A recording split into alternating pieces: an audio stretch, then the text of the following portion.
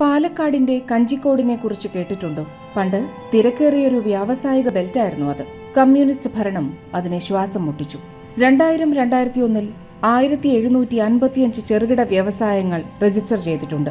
2003-4 114 ചെറുകിട വ്യവസായങ്ങൾ മാത്രമാണ് രജിസ്റ്റർ ചെയ്യാൻ സാധിച്ചത്. ഇപ്പോൾ കഞ്ചിക്കോട് സ്വപ്നങ്ങളുടെ ശ്മശാനമാണ്. ഇടത് കേഡർമാരുടെ നിരന്തര പീഡനം ബിസിനസ്സുകാരെ നാശത്തിലേക്ക് നയിച്ചു. 2 പ്രവാസി വ്യവസായികൾ ആത്മഹത്യ ചെയ്തു. ഇടതുപക്ഷ ട്രേഡ് യൂണിയനുകൾ ഭീഷണികളും അക്രമങ്ങളും കൊണ്ട് സായുധരായ പുരോഗതിയുടെ ഏത് മന്ത്രവാദത്തെയും ശ്വാസം മുട്ടിക്കുന്നു. ഭയവും ബലപ്രയോഗവും മൂലം തളർന്നുറങ്ങുകയാണ് കേരളത്തിലെ വ്യവസായങ്ങൾ.